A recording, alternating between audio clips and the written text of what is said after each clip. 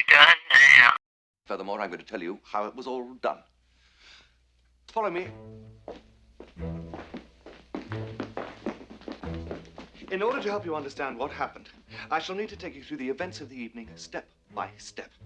At the start of the evening, Yvette was here by herself, waiting to offer you all a glass of champagne. I was in the hall. I know because I was there. Then I hurried across to the kitchen. And the cook was in here, alive, sharpening knives, preparing for dinner. And then... the doorbell rang!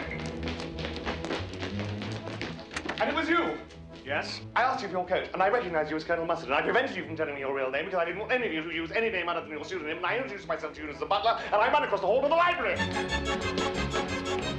And then Yvette met you, and smiled, and poured you a drink.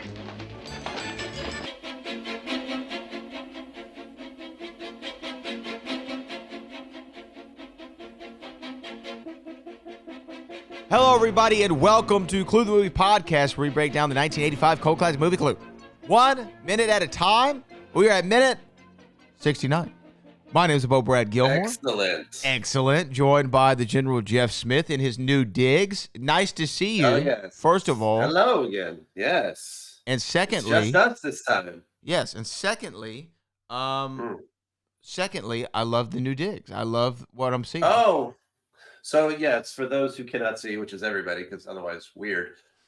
New apartment here in the city of somewhere in California, and Brad is looking at a bunch of empty bins, still putting everything together, but there is a small little Clue shrine in the back from Steph. And then look over here, Gilmore hat. Oh, I see it. Yeah, I see it. That's just hard to do. There it Boom. is. Yeah. Look at you. Absolutely. Clue, it's always behind me, lurking over my shoulder. It's always going to be there, man, the rest of your life. Yeah. Do you realize, All right.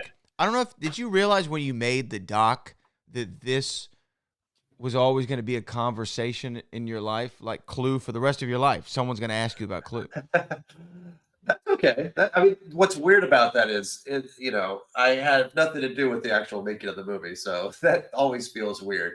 Right. I kind of invited myself to a party that no one invited me to. No one invited. I just walked in and went, I'm part of Clue. I'm here. And the nice thing is they all went, all right. Cool. Whoever, you seem nice. And then you paid too. Yeah.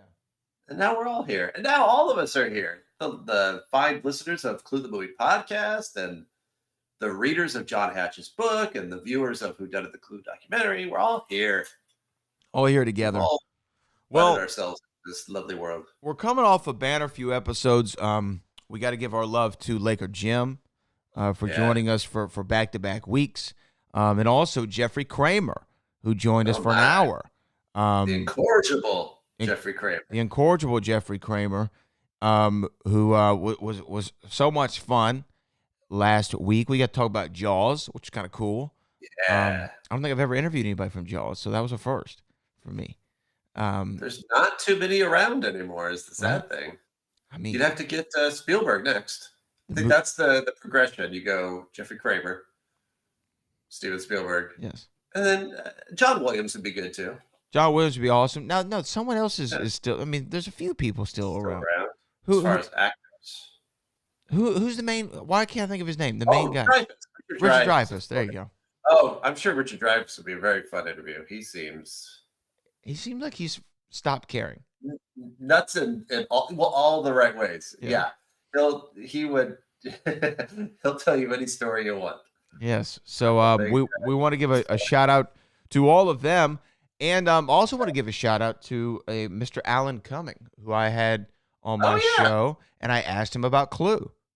I asked Alan Cumming about Clue. Let's see I don't know if you can hear this. Maybe tell me if you can hear this.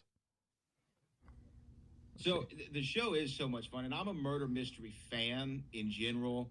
And my friend of mine, Laker Jim, is the one who told me about the show, and he said, I feel like Alan Cumming is almost like Tim Curry from Clue the movie. I don't know if you've ever seen Clue the movie. I love it.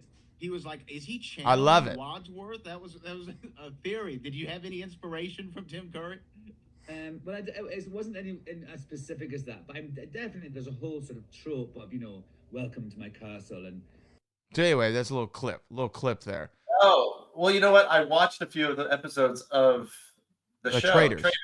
because Laker Jim mentioned it on this very show, and Alan Cumming I could listen to talk about anything. Yeah, he's got one of the best voices in the world, and he's great at it because he plays it super, ironically, super straight, and is very, very over the top in a very creepy way, and and definitely in a Wadsworth way. So, The Traitors is it's Netflix, yes, or no? It's not no, Netflix, it's Peacock, I believe. Peacock. That's right. It's Peacock. Check it out. It's very fun.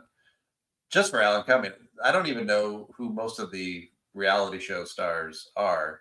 Do you really need to though? You don't. They're just there to either die or be the traitor. Yes, and I want to give a big shout out to Alan Cumming for coming on the show. He has a one-man show, a cabaret show called Alan Cumming is Not Acting His Age. That's touring. It was just here in Houston. It's in the Texas area right now. Maybe it's gonna be in California. Just go figure it out. Find out his dates because he was a gem of a person.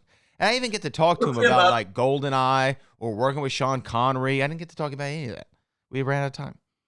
Look him up. He is on an episode of the show Dinner for Five, which is Jon Favreau's old talk show he used to do on IFC. And he is one of the best guests. I think Fred Willard is on with him on his episode. And Harry Shearer, I believe, also from Spinal Tap. There's your Michael McKean. There's your Clue connection. And it's really, really good. It's probably where I fell in love with Alan Cumming because he's in it. He's himself, and he's hilarious in just this half hour. Dinner for Five. They're all on YouTube. Find them. He's great. After this. He's a great dude. Now, we do have to get into minute 69, but before we do, we also have to read a couple of reviews from the Cluvians that have been left on the show, and I think that you have an email for us as well. But let me read to you from the Cluvians. This one came in from TV Meister on February the 27th, 2024. It says, awesome podcast with 5 stars. Starts off, Jeff, with probably the best way you could start off a review. This is an amazing podcast. Boom. How can you top that? What more? I am surprised at the things I completely missed that they bring up, and then equally surprised when they didn't notice Wadsworth blocking the view of the kitchen. I am definitely going to try Traitors, the show, but it makes me wonder if they've ever watched Who Done It, an ABC show from 2013, kind of like Traitors meets And Then There Were None. Have you ever seen Who Done It? I have not seen Who Done It. ABC 2013. Now we're going to our Google machines here. Yes, indeed. Who Done It 2013 ABC. Let's see. Okay. 2013? 2013. Who Done It is an American murder mystery-based reality television show broadcast on ABC. The series premiered June 23rd, 2023, concluded in its first season on August 18th, 2023. This seems like something to fill some time during the summer. The series was not renewed for a second season. It was hosted by Gildart Jackson, who plays the mansion's butler, Giles. In each episode, the competitors witness a murder staged by a production committed secretly by one of their numbers, and they're instructed to find clues on how the murder was done and identify the murderer. Players are privately quizzed on how well they have deduced the murder mystery. The player with the lowest score becomes the next victim of the murderer, eliminating them from the game. Okay. All right. The answer is no. I haven't seen that. Yeah, I hadn't seen it. But we've all learned. Thank you. There was a reality show in 2013. Look at that. This is another one now coming in from this past Friday from Alec Edmiston. The name of the review is My Favorite Movie. 5 stars. This has been my absolute favorite movie of all time since I was a kid. I love watching it time and time again and finding little things that I've missed in my previous watching. This is the only movie where I would want to go minute by minute and go through what is happening and how it turns out in the end. Thank you. Look at that. Me too. Look at that. Come on, man. Thanks. Alec? Alec. Yes, Alec. We appreciate you, Alec, and TV Meister. Y'all. TV Meister, who is smarter than us, he saw the knew. Wadsworth, man. Hey, look. Mile away. You know what? I'm sure to some people when we said that, they were like, how are these morons not noticing? Right. And I hope they don't talk about this more than once. And I really hope they don't pat themselves on the back about it for episode on end. Oh, it's exactly what we did. It's not in our character.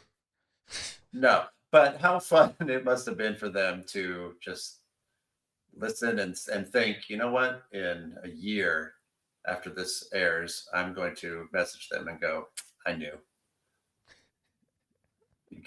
You guys. We appreciate y'all as always. We're just having fun. Now, what you got an email? Yeah, Stacy Lynette. This was on one of the socials. Started this podcast in October, and I am now caught up.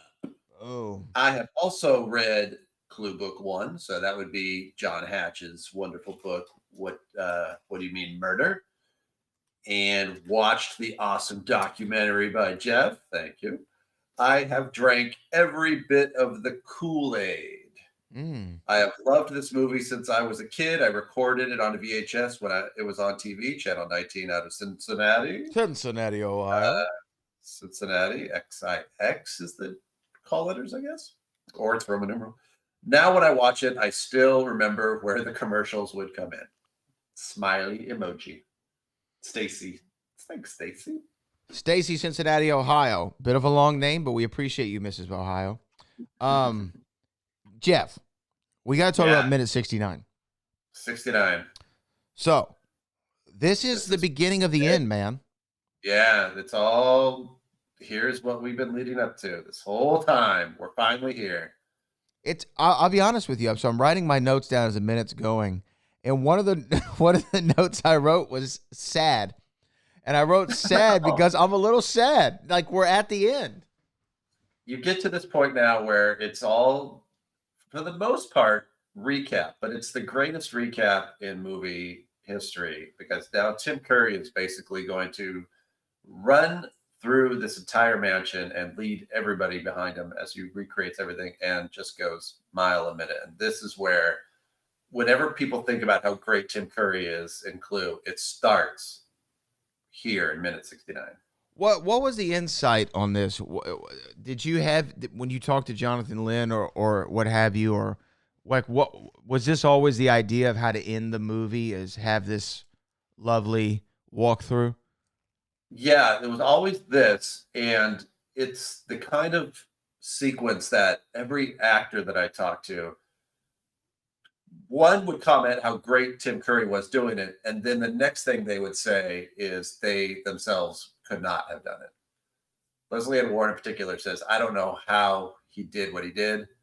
The repetition, the physical comedy, everything. And you've seen, there was a interview in Empire magazine recently where they interviewed Tim Curry, and he mentioned that he did actually get physically ill from doing this. And also we noticed as the minute started, he is soaking wet from the beginning of this, which can't be healthy because obviously this took days to shoot this finale, and he is wet from his experience accidentally stepping into the shower in a previous scene. So now he has to be soaking wet through the entire sequence. So he's running around, squeaky shoes, slipping and sliding, and having to repeat the dialogue. And the last part that we heard where he's telling Colonel Mustard everything that happened is ridiculous. Because it's amazing that you can even understand what he's saying.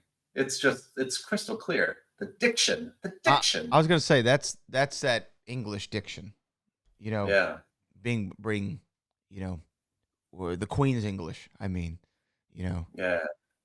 Because the enunciation, the diction, the use of the voice by the Brits a lot of times are superior, at least in my opinion, to people, especially in the South. We talk a little bit slower, slur some words. Sometimes we throw in an extra syllable. You know, my grandmother was from Alabama, and she's the only person who could turn the word Brad, which is like a one syllable, to 3 syllables. She'd be like, Brad, you know, but there was Okay. there was like a 3 layers to it. That's how we do it in the South. But somebody from England, it's Brad. Or I don't know what Brett. accent that was. It'd probably be Hello, Brett. Brad. My Brett. brother's name is Brad as well, Yes. and his ex-wife could do it in 2 syllables, but it was much more annoying. Brad. Where was she from? Baltimore. Oh, okay. Well, Yeah, she just didn't know how to talk. okay. That's all. Nothing to do with her geography. So, yes, I did write down continuity because, like, if you think about, I don't know, they shot this whole movie in a couple weeks, if I remember right? Yeah. 3 weeks? I think, yeah, something like that. Something quickly. I mean, and it makes sense because it's all on the stage. They could shoot it in pretty much in order. The only time they had to step away was the ballroom is somewhere else, and then the odd outside just for driving in. So to me, yeah, it makes sense that they do this quickly. So let's say, but they're not doing Wadsworth, I don't think, in a day. This ending. There's no way. No way. So this is 2-3 days probably at the least. I would imagine. And who knows how many takes on each of those days? I don't know. I'm sure this part I give a pass to all the casting crew for thinking this is a blur, because it must have been, because really all the other cast members have to do in this scene is keep up and watch, because the heavy lifting is all TC. Yeah, I mean, I like to call Tim Curry. So I'd like to think about this like as an actor because, you know, like I filmed a commercial recently in town, and then my agent got me. And when I got the script, everybody, you always look through, okay, like where are my lines? Like, what am I doing? You don't really read the whole thing. You're just looking for your part. And when I saw in the commercial, I had to do no talking and just sit and smile while the other person did all the work. I'm like, this is the greatest job ever. This is the best. Good. That's how I would react to it too. This is the best thing ever. Where's my lines? And I'm like, oh, sweet. Yeah, I wonder though if you felt any kind of guilt if he did flub a line or did have to do a retake. Would you feel bad because all you're doing there playing Professor Plum is just watching with wide eyes, and then when he runs out of the room, remember to follow him? But look, really think about it. Like if you're an actor, okay, I think that this is at least if it was me who got cast in this and I'm reading the script, I'm like, wait a minute. Yeah. The last 30 minutes I just chill. Awesome. Yeah. Get out of the way. Don't distract. This is the best job ever. Yeah. You really, because really, aside from Wadsworth, I mean, there's a little bit at the end, as we know, but sure, they just have to memorize essentially 2/3 of a script. That's a good point. Yeah. If they highlighted their lines, it's very colorless for the last, at least these pages, for at least 15. But so the continuity thing definitely sticks out to me, is like how many times do they have to get wet down, and then you have to maybe like, because I think is, okay, you dampen him, maybe it's with like a squirt gun or what have you, like a little, what, not a squirt gun, but what are those things called? Yeah. You know what I'm talking about. Yeah, he's doing the gesture, everybody. The gesture, the squirt, you know what he's doing. Like a hair sprayer or like if you're watering bottle a plant indoors. What is that called? A mister? Or I don't know. An atomizer? It's a spray bottle. It's a spray bottle. Spray bottle. There we go. Yeah, so I don't know if they're spraying him down like that, and then maybe you have to let it dry for a second so it looks similar, and you have to think, how is this going to dry over like the last 20 minutes of the movie? Should it be more dry as it gets to the end? And these are the things that I would think about for continuity, and that's got to be highly annoying for Tim Curry. Yeah, would you feel bad if you in between takes you had to go up and go, "Excuse me, Mr. Curry"? Oh, I would probably relish in it a little bit. You have a spray bottle on deck, by the way. I do. I realized this whole time I've got a spray cleaner sitting right here, sitting next to me, as if I knew you were going to talk about that. The other thing that stuck out to me was the score and the jumpiness that really comes in. This is John Morris doing the score. This is the score I think a lot of people think about when they think of Clue, because it's also the music that's used when it segues into the different endings.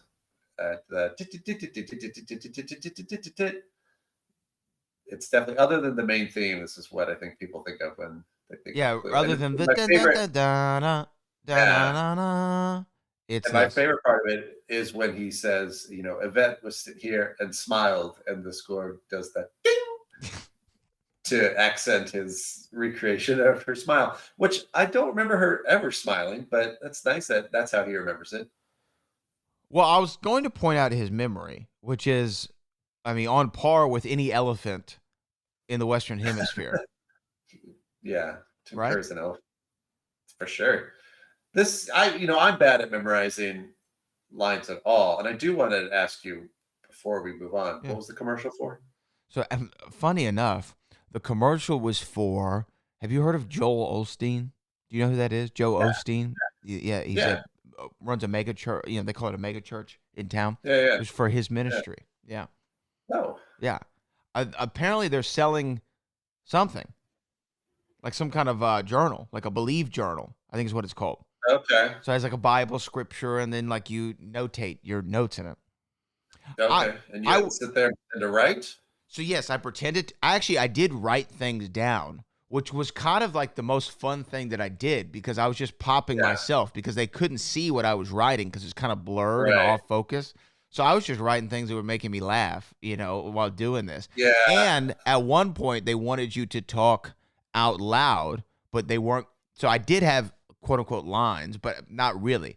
They just wanted to see like action being, action, like Yeah. me Her talking, mouth movement, water, right? water. And so again, I just started talking about like what I made for dinner last night, and I walked them through the whole thing of like the seasonings that I chose and why I chose them, and things of that nature. So yes, that's what that was Okay. for. But I had no, Okay. but again, I show up Yeah. in the clothes that I needed to wear. Okay. It's like a 10 o'clock call time. Get there. I got to give the props to this production because normally, and I'm sure you've said on sets like this where it's like, okay, you're here, you're waiting, lights, Yeah. lights, lights. These guys and gals on it. I get there, I'm already dressed, right to makeup on. I go over.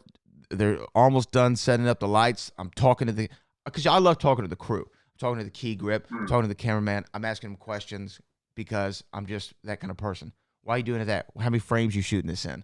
What is this? What is this? Okay, how you setting up the shot? What is this for? Okay, when am I? I'm that guy. Dude, just pretend to write in the Just journal. pretend to write in the journal. They had catering there already. I mean, it was beautiful. So But congratulations. they were moving on the schedule. They were like, we got journals to sell. Sit down and pretend to write. Yes. And Mr. Osteen was not there. But I was. You know what I mean? It was an easy check to go pick up. I would rather go see you than.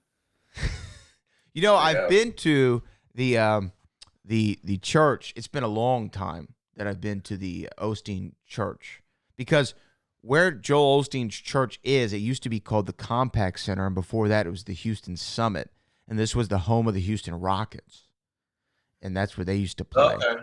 And then I saw Ringling Brothers and Barnum and Bailey there when I was a kid, and like all kinds of cool stuff at the Compaq Center. I think I even saw. Ready for this? I saw NSYNC with my sister in concert at the Compaq Center. This is the kind of building this is.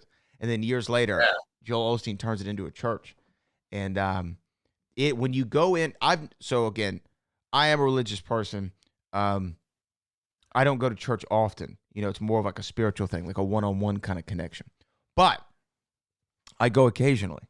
And when I went to the mega church, it is an interesting arrangement. Do you know what I mean?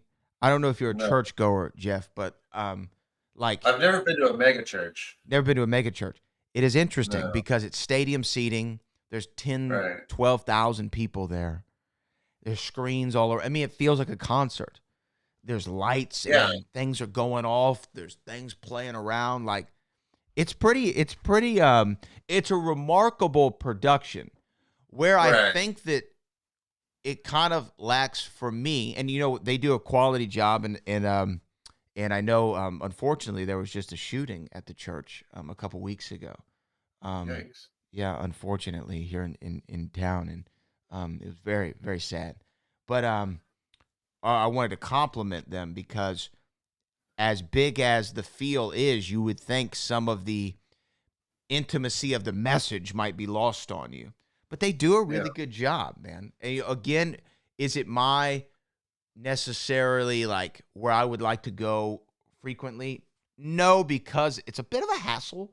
I feel like Jerry Seinfeld. Like, I feel like having to go to a concert, and I'm sure the parking and getting out the is parking is crazy. Yeah, I'm sure people are leaving like as soon as they hear Olstein like starting to wrap it up. Yeah. They're like, let's get out of here. Yeah. Because that So happens in normal church anyway, so I can only imagine if right. Yeah, it happens in a 6,000 normal people are church. like, we So gotta go. why wouldn't it happen here? Back to Clue though. Repent. We talked about Kingdom of the heaven is the at score and the continuity. Again, too, his timing on certain jokes was so great. When the score dies down for a second and he goes, "I know because I was there," and then it picks right back up and he's moving around. Again, kudos. And to me, if they would have done any other ending, for instance, like if it would have been just a regular, we have a couple more clues dropped in these last 20 minutes, and then the last 10 is, I know who did it. And they lay out the plot in just like one maybe tracking shot in the room, looking at everybody, and the murder is revealed or what have you. It would have been fine, but we wouldn't be talking about this movie. This last 30 minutes is why this has become a cult classic, in my opinion. No, I agree. I think it's the classic case of if a movie ends well, you can forgive a lot. Not that you need to forgive anything in this, but it does end. So it just makes this. Once this starts, I know you felt sad because you're thinking, "Oh, we're about to wrap up," but it also makes me like sit up in my seat a little bit. There it is. He did write that, and he circled it. He just showed me his notebook. It does. When this part kicks in, I catch myself sitting up in my seat, like as if I'm gonna now have to participate in this and the energy. Like I shouldn't be slouching. Right. This is gonna get intense here, and boy, does it! It does get intense. Now, if we go to the original script, I just want to read like the I want to read scene 143 through 146, just so y'all can understand how it's written in the script. This is the first draft, and it's just interesting the notations. It says 143 interior of the library. They all gather together in the library. Wadsworth. In order to help you understand what happened, I shall need to take you through the events of everything this evening, step by step. At the start of the evening, Yvette was here by herself. He positions himself where we first saw Yvette, waiting to offer you all a glass of champagne. He runs out the door saying, "I was in the hall." He shuts the door and immediately reopens it. I know, because I looked in and checked, and then I hurried across the kitchen. Slight difference. Interior hall. Wadsworth runs to the kitchen. The 6 guests follow him, also running to keep up. Interior Wadsworth. Wadsworth enters the kitchen, followed by the others. He stops dead. Perhaps they bump into him. Oh, a suggestion. Perhaps they bump into him. If you want to do some funny stuff. And this is weird, because I don't know why this is written like this, and maybe as a screenwriter you'll tell me. Wadsworth. And the cook was in here alive, sharpening the knives, preparing dinner. Then, but the way it's written is and dash the dash cook dash was dash in dash here dash alive. Why would it be like that? Does that mean to like syncopate it or something? Yeah, I guess so. It's basically his sneaky way of kind of sneaking in a line reading without having to do a line reading. It's for emphasis, I suppose. That's what I would. Then the cook was here sharpening knives. Right. Preparing dinner. Then. Preparing dinner. Then Wadsworth But- turns and runs out of the kitchen. The others follow. Interior of the hall. Wadsworth races across the hall? Races across the hall, and the others are in hot pursuit. Flings open the door and rings the doorbell. Wadsworth, ... The doorbell rang. It was you, he points at Colonel Mustard. Colonel Mustard, yes. Wadsworth, at incredible speed, mimes and reenacts Colonel Mustard's arrival, reproducing what he and the Colonel did, and he says, okay, I'll read this and then I'll stop. Oh, no, he says, and then it goes to this. The scene that follows may initially seem somewhat long-winded, verbal, and therefore slow. The speed of these scenes cannot be judged by the usual criteria. Wadsworth's explanation of what has happened so far will be played at an absolute tremendous speed, and the words will be spoken so fast they may be completely unintelligible. His actions will illustrate the words and thus make them comprehensible to the audience, but will also happen at tremendous speed. The result will be something like an undercranked, speeded up section, except that it will not be undercranked and will be done by the acting of Wadsworth. It will be a comic tour de force. That was in the script. Wow. That's actually in the script. Like, hey, you're not going to read this right. So let me just tell you now, this is going to blow your mind. Get ready. I've never seen that in a script before. That's pretty cool. That's one of the And coolest things ever. I'm going to start doing that. If a scene is kind of dull that I've written, I'm going to go back and go, okay, this may seem like it sucks, but it's going to be a tour de force by the actor, and you're going to love it, and you're going to have the best day of your life.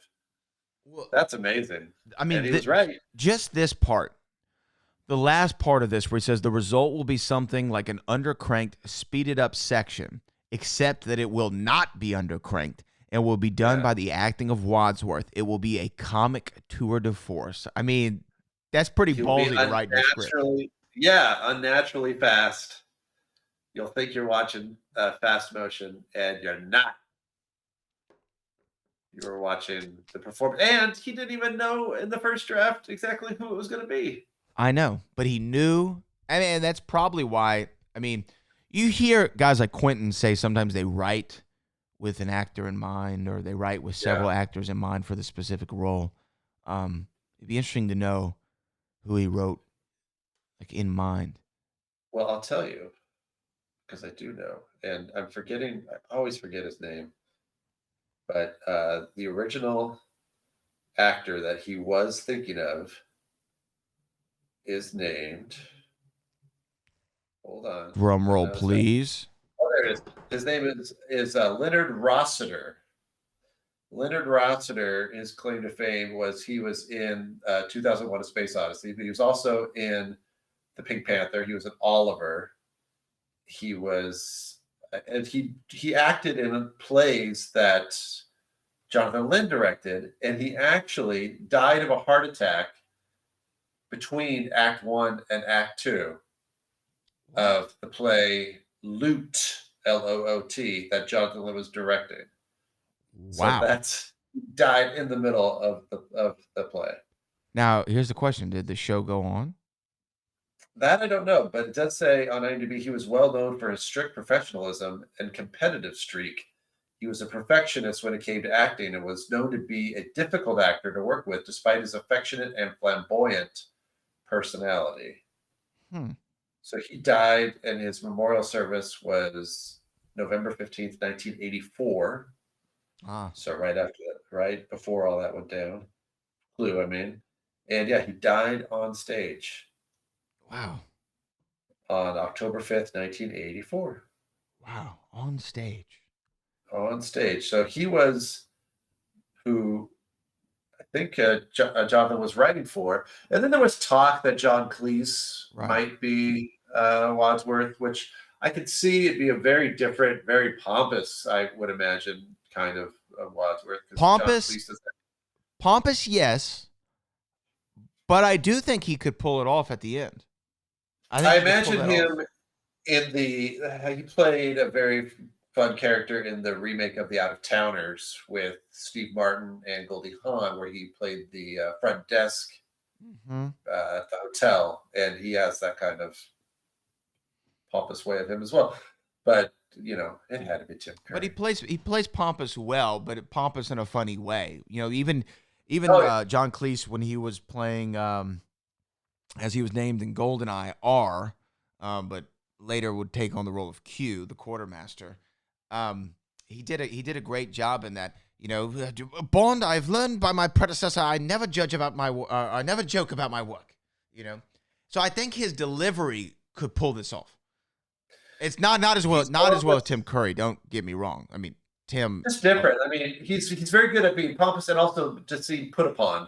Yes. Like he has to deal with all of us, and it's a tremendous effort just to get through the day and have to deal with society. That's the vibe I get from John Cleese, which is why I do like John Cleese. Yeah. No. John Cleese is great. Again, there's only one Tim Curry. I guess do we wrap it there and pick it up at minute 70? I think that's what we should do because this is going to carry us for a few of these. We're just going to be going mile a minute.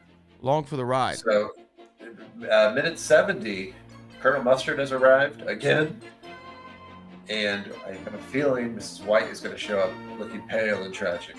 Well, let's find out. That is the General Jeff Smith. My name is the Bo Brad Gilmore, and we'll be back with minute 70 of Clue the Movie.